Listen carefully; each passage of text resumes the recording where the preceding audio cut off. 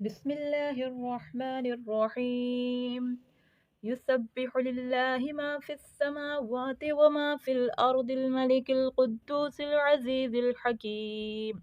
هو الذي بعث في الأميين رسولا منهم يتلو عليهم آياته ويزكيهم ويعلمهم الكتاب والحكمة وإن كانوا من قبل لفي ضلال مبين وآخرين منهم لما يلحقوا بهم وهو العزيز الحكيم.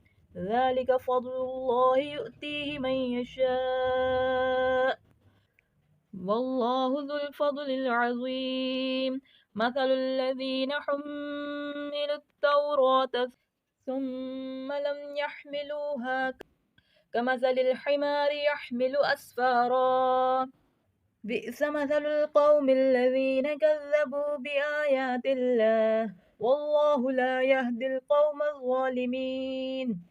قل يا أيها الذين هادوا إن زعمتم أنكم أولياء لله من دون الناس فتمنوا الموت إن كنتم صادقين ولا يتمنونه أبدا بما قدمت أيديهم والله عليم بالظالمين. قل إن الموت الذي تفرون منه فإنه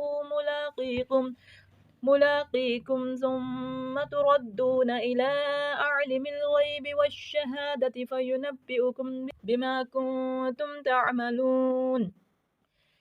يا أيها الذين آمنوا إذا نودي للصلاة من يوم الجمعة فاسعوا إلى ذكر الله وذروا البيع ذلكم خير لكم إن كنتم تعلمون. فإذا قضيت الصلاة فانتشروا في الأرض وابتغوا من فضل الله واذكروا الله كثيرا لعلكم تفلحون. وإذا رأوا تجارة أو لهوا انفضوا إليها وتركوك قائما.